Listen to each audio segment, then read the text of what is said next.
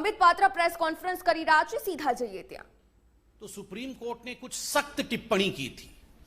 केवल to refresh the memory, आपकी याददाश्त को ताजा करने के लिए वो 2 लाइन सुप्रीम कोर्ट से मैं पढ़ना चाहता हूं, क्योंकि आज जो प्रेस कॉन्फ्रेंस है इसी संदर्भ में है।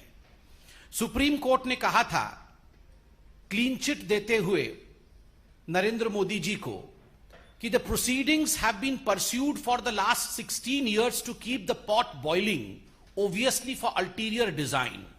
All those involved in such abuse of process need to be in the dock and proceeded with in accordance with the law.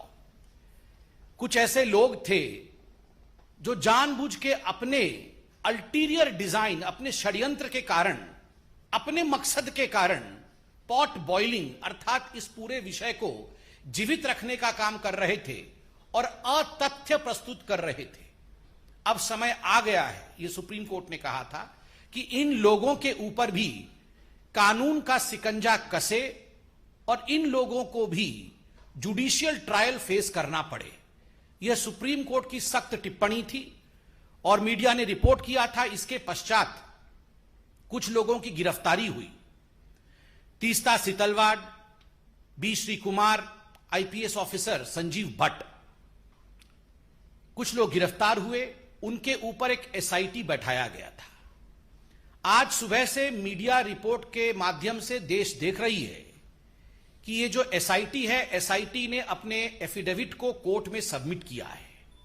Affidavit ने अपने जांच को कंक्लूड करके ये जो रिपोर्ट रखा है, बहुत सारे सत्य को ये सामने लाती है।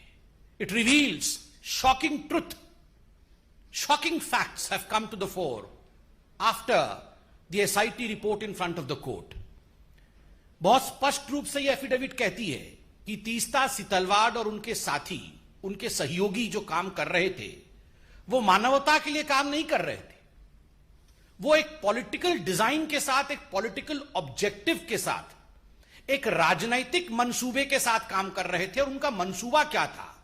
उनका 2 टूक मंसूबा था। They had 2 objectives. ये 2 पॉलिटिकल ऑब्जेक्टिव्स क्या थे? प्रथम पॉलिटिकल ऑब्जेक्टिव था dismissal and destabilisation of the publicly elected Gujarat government. उस समय जो राज्य की सरकार थी गुजरात में, किस प्रकार से उसे बर्खास्त किया जाए और उसे अस्थिर बनाया जाए, यह प्रथम राजनीतिक मनसा, यह प्रथम पॉलिटिकल ऑब्जेक्टिव तीस्ता सितलवाड़ और उनके मित्रों का था, उनके साथियों का था। और जो दूसरा मनसा था, the second political objective was to frame innocent people in Gujarat right 2002, जिसमें आदरणीय प्रधानमंत्री नरेंद्र मोदी जी का नाम भी शामिल है। किस प्रकार से नरेंद्र मोदी जी के नाम को शामिल किया जाए, किस प्रकार से उन्हें अपमानित किया जाए, उनको किस प्रकार से पदच्युत किया जाए, किस प्रकार से उन्हें परेशान किया जाए, ताकि भविष्य का एक लीडर जो भारतीय जनता पार्टी को आगे लेने की क्षमता जिसमें है, उसे रोका जा सके। इस मनसा के साथ तीस्ता और उनके साथी काम कर रहे थे। ये जो पॉलिटिकल ऑब्जेक्टिव था, इसका खुलासा एफिडेविट में हुआ है। एफिडेविट ने स्पष्ट रूप से कहा है कि ये जो कॉन्स्पिरेसी, ये जो षड्यंत्र है, this conspiracy was to malign the image of Gujarat. केवल नरेंद्र मोदी और केवल राजनैतिक दृष्टिकोण से नहीं, गुजरात किस प्रकार से इसमें उसके चित्र को मलिन किया जाए, इमेज ऑफ गुजरात को धक्का पहुंचे, यह षड्यंत्र भी तीस्ता सितलवाड़ और उनके साथी कर रहे थे। और दुख का विषय, जो हम कह रहे थे, जो हम सोच रहे थे, जिस पर डिबेट और डिस्कशंस होते थे, आज एफिडेविट में वो हकीकत सामने आया है कि षड्यंत्र तो हुआ, षड्यंत्र के रचयिता कौन थे? Who were the ones who were driving these conspiracies? Ahmad Patel, Shri Ahmad Patel, जो पूर्व के कांग्रेस के दिग्गज नेता, राज्यसभा के मेंबर ऑफ पार्लियामेंट और मुख्यतः chief political adviser to the then Congress president Sonia Gandhi. मैं आज इस मंच से अहमद पटेल जी की शांति की कामना करता हूं। वो आज हमारे बीच में नहीं है और भारतीय जनता पार्टी संवेदनशीलता में विश्वास रखती है। अहमद पटेल तो मात्र एक नाम है, he is just a name. The driving force behind Ahmed Patel was his boss, Sonia Gandhi. Ahmed Patel तो मात्र एक नाम है, काम तो सोनिया जी का था। नाम अहमद पटेल, काम सोनिया जी, इसलिए अपने मुख्य राजनीतिक सचेतक, अपने मुख्य पॉलिटिकल एडवाइजर अहमद पटेल के माध्यम से सोनिया जी ने गुजरात के छवि को धूमिल करने की चेष्टा की। अहमद पटेल जी के माध्यम से सोनिया जी ने नरेंद्र मोदी जी को घेरने की चेष्टा की, उन्हें अपमानित और उन्हें किस प्रकार से निष्कासित किया जाए इसकी चेष्टा की। और यह पूरे षड्यंत्र की रचयिता सोनिया गांधी है। और आगे बड़े स्पष्ट शब्दों में यह एफिडेविट कहती है, मीडिया से हमने एफिडेविट डाउनलोड किया है क्योंकि मीडिया एफिडेविट चला रही है। And I would like to quote from the affidavit, and I quote, the applicant Setalvad held a meeting with Ahmed Patel and received rupees 5 lakh at the first instance, where the money was given to her by one of the witnesses on the instructions of Patel. 2 days later, they met at the circuit house at Shahibabad in Ahmedabad, where she received rupees 25 lakh more from Patel. This amount was not for relief work, as relief activity was carried out by Gujarat Relief Committee. There were many other political leaders in the meeting. पैसे दिए गए और जो पहला किस्त गया है वो पहला किस्त 5 + 25 अर्थात 30 लाख का पहला किस्त सोनिया गांधी जी ने तीस्ता सीतलवाड़ को दिया। अहमद पटेल जी हमारे बीच में नहीं है, अहमद पटेल जी ने तो केवल डिलीवर किया, दिया सोनिया जी ने अपनी तिजोरी से, डिलीवरी की अहमद पटेल जी ने और लिया तीस्ता सीतलवाड़ ने। और याद रखिए, ये 30 लाख उस जमाने में केवल पहला किस्त था। This was just the first installment. इसके आगे न जाने कितने करोड़ों रुपए सोनिया गांधी जी ने नरेंद्र मोदी जी को अपमानित और बदनाम करने के लिए, झूठे षड्यंत्र में फंसाने के लिए, बीजेपी को नीचे गिराने के लिए, बीजेपी कैसे आगे ना बढ़े इस चेष्टा में, और केवल बीजेपी और मोदी को पीछे रख करके राहुल गांधी को प्रमोट करने के लिए तीस्ता सीतलवाड़ का इस्तेमाल इस पैसे से सोनिया गांधी जी ने किया। और एक बड़ी बात जो एफिडेविट कहती है, this money was not for relief work. यह पैसा कोई रिलीफ वर्क के लिए नहीं था, किसी गरीब के लिए नहीं था, किसी दुखियारी के लिए नहीं था। यह पैसा उनके पर्सनल यूज के लिए था, क्योंकि गुजरात रिलीफ कमेटी बनी हुई थी। जो भी पैसा रिलीफ वर्क के लिए जाता था वो इस कमेटी में जाता था। और दूसरे पॉलिटिकल लीडर्स के साथ भी मीटिंग हुई। सबसे बड़ी बात है, यह एफिडेविट कहती है 4 महीने बाद पुनः एक क्लैंडेस्टीन, कोट अनकोट क्लैंडेस्टीन माने चोरी चोरी चुपके चुपके, चोरी चोरी चुपके चुपके रात के अंधेरे में ये सारे षड्यंत्रकारी, कौन? तीस्ता सीतलवाड़, संजीव भट्ट, श्री कुमार, ये कहां मिले? ये अहमद पटेल जी के घर में मिलते हैं और उसके बाद कांग्रेस के बड़े बड़े दिग्गज नेताओं के साथ मिलते हैं। What was the purpose? The only purpose was to destabilize and dismiss the Gujarat government and to defame the then CM of Gujarat, Narendra Modi ji. एक ही मकसद था, उसको लेकर इनकी मीटिंग होती है। आज जो रिपोर्ट आए हैं वो दिल को दहला देते हैं कि ये सब जो षड्यंत्र कर रही थी, जो मैलिशियस काम कर रही थी तीस्ता सीतलवाड़, इससे प्रसन्न होकर, अति प्रसन्न होकर सोनिया जी ने पद्मश्री दिया 2007 में तीस्ता सीतलवाड़ को। केवल पैसे नहीं, पद्मश्री भी दिया गया। और ये पद्मश्री देने का काम तो अहमद पटेल जी नहीं, ये तो सोनिया गांधी जी खुद कर रही थी, चयन तो वही करती थी। और याद रखिए, ये तीस्ता सीतलवाड़ सोनिया गांधी जी के किचन कैबिनेट अर्थात NAC, नेशनल एडवाइजरी काउंसिल की मेंबर थी।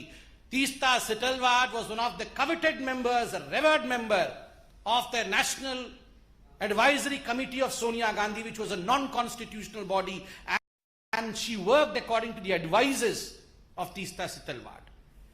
बंधुगण, आज अखबारों में यह भी छपा है कि तीस्ता सीतलवाड़ राज्यसभा की सीट चाहती थी, राज्यसभा का नॉमिनेशन चाहती थी। ये तो हम सरकार में आ गए, वरना आज तीस्ता सीतलवाड़ हो सकता है गृह मंत्री होती, हो सकता है आज एक बहुत बड़े पद पे होती। किस प्रकार से ये सरकार पहले चल रही थी। और अंत में ये एफिडेविट कहती है, miss appropriation of funds for personal use, personal use के लिए मिस अप्रोप्रिएट किया फंड और ये जो फंड मिस अप्रोप्रिएट किया, इसका एक एफआईआर हुआ था, फिरोज खान पठान ने किया था गुलबर्ग सोसाइटी के।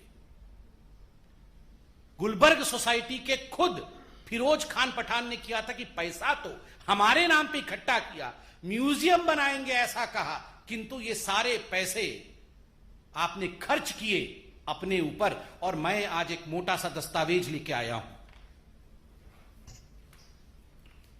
ये जो दस्तावेज है, ये बीजेपी का दस्तावेज नहीं, ये हाई कोर्ट ऑफ गुजरात का जजमेंट है। आप सोचिए जरा, सुनिए जरा, मैं पढ़ता हूं। द डाटा रिसीव्ड, मैं आपको एक एक करके पढ़ के सुनाता हूं कोर्ट के ऑब्जर्वेशन क्या था। Money which was meant for the poor and the needy have been misappropriated by the applicants for their own materialistic pleasure and comfort. Huge amount has been used for the purchase of items like wine, shoes, holiday resorts, air tickets, etc. Wine or shoes, holiday resorts. ये है तीस्ता सितलवाड़ की हकीकत। Wine and shoes, resorts, गरीबों के पैसे के ऊपर इस प्रकार का जुल्म। और सुनिए कोर्ट क्या कहती है। The statement of the 13 witnesses recorded till date clearly indicate that not a single rupee is received by them means जिन्होंने केस किया है, by them towards financial aid और रिहैबिलिटेशन और construction of museum. Investigation has revealed that it is only after the publication of interviews, photographs, articles relating to the Gujarat riots, and more particularly after the massive campaign in 2008 onwards for collecting funds for establishment of the Museum of Resistance for the Gulbarg Society, that the funds started flowing into the two NGOs in crores, 44% of which in Sabrang Trust and 35% to the CJP have been transferred into personal accounts.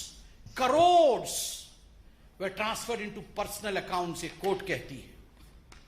Having gone through the material on record, I have noticed, I means the judge, I have noticed something very shocking and at the same time extremely sad. मैं बहुत दुखी हूं, जज कह रहे हैं। There are serious allegations against the applicants of misuse and misappropriation of huge amount received by them through various donors. The money which should have gone to the poor and the needy appears to have been prima facie misused for their personal pleasure and comfort. Personal pleasure और comfort के लिए ये पैसा इस्तेमाल किया गया। बंधुगण, हमारी ये सरकार, मैं आज बीजेपी को भी धन्यवाद देता हूं। मैं तो एक बीजेपी का साधारण, हम दोनों जो बैठे हैं साधारण कार्यकर्ता हैं, मगर इस विराट पार्टी को आज हम भी धन्यवाद देते हैं। Not through vengeance but through patience we work. कभी भी बदले के भाव के साथ नहीं, धैर्य के साथ ये पार्टी काम करती है। और आज जो उक्ति हजारों करोड़ों साल से कहा जाता है, भगवान के घर में देर है मगर अंधेर नहीं, ये सारे एफिडेविट, ये सारे जजमेंट आज ये प्रूव करता है कि अगर धैर्य रख के काम किया जाए, बदले के भाव से काम नहीं किया जाए, तो ऊपर वाला भी, the supreme consciousness yields, he listens, और सच्चाई सामने आती है। Truth has the uncanny habit of revealing itself. It may be late but ultimately truth reveals itself, and the truth is the driving force behind the conspiracy was Sonia Gandhi. सच्चाई है कि जो driving force है, किस प्रकार नरेंद्र मोदी जी को अपमानित किया जाए, बदनाम किया जाए, बीजेपी को छल कपट करके समाप्त किया जाए, गुजरात में सरकार को वहां डिसमिस किया जाए, उसको किस प्रकार से अस्थिर किया जाए, गुजरात दंगे को लेकर राजनीति की जाए, इसके पीछे केवल और केवल एक व्यक्ति थी और वह है Sonia Gandhi, the president of the Congress party. Today we are wanting answers from none other than Sonia Gandhi. No Jairam Ramesh would suffice in answering this. Jairam Ramesh ji को एक कागज रिलीज कर देंगे और इनके कागजों की हकीकत तो हम 3 दिन से देख रहे हैं। ये हामिद अंसारी जी के लिए 3-3 लाइन के कागज रिलीज करते हैं और हर दिन शाम को आप मीडिया वाले जो चतुर्थ स्तंभ हैं, वो आप इनके कागज की धज्जियां उड़ा देते हैं, हकीकत सामने ले आते हैं, फोटो दिखा देते हैं, हकीकत दिखा देते हैं। तो आज भी केवल कागज से काम नहीं चलेगा जयराम रमेश जी। With a clear conscience, we beseech Sonia Gandhi ji to come and hold a press conference and address the nation as to why she was conspiring against Narendra Modi. Thank you so much. Republic TV. Sir, what do you say on this news just spoke about Jairam Ramesh? He has come out and shared visual statement. He has said that all these allegations are insidious and well-factual. See, as far as Jairam Ramesh is concerned, I have observed that the day he became the media head of, the communication head of Congress. તો ભાજપ નેતા સંબિત પાત્રા દ્વારા press conference યોજાઈ. તેઓ સીધા જ આક્ષેપ લગાવી રહ્યા છે. સનસનીખેજ આરોપ તેમણે લગાવ્યા કોંગ્રેસ પર. ગુજરાતમાં ભાજપ સરકારને પાડવાના ષડયંત્રમાં તીસ્તા સેતલવાડનો હાથ છે. એસઆઈટી રિપોર્ટમાં પણ આ હવે ચોંકાવનારો દાવો સામે આવ્યો છે. તીસ્તા સેતલવાડ કેસમાં સેશન્સ કોર્ટમાં એસઆઈટીનું આ સોગંદનામું અને ત્યારબાદ આરોપીએ નિર્દોષ લોકોને સજા થાય તેવા આક્ષેપો પણ કર્યા છે. સંબિત પાત્રાના સોનિયા ગાંધી પર આ સનસનીખેજ આરોપ છે તે લગાવવામાં આવ્યા. ગુજરાતના રમખાણોને લઈને એસઆઈટીએ પોતાના રિપોર્ટમાં પણ મોટો ખુલાસો હવે કરી જ દીધો છે. પોલીસે સામાજિક કાર્યકર્તા તીસ્તા સેતલવાડની જામીન અરજીનો વિરોધ કર્યો અને ત્યારબાદ જે રીતે હાલમાં વિગતો સામે આવી છે તે પ્રમાણે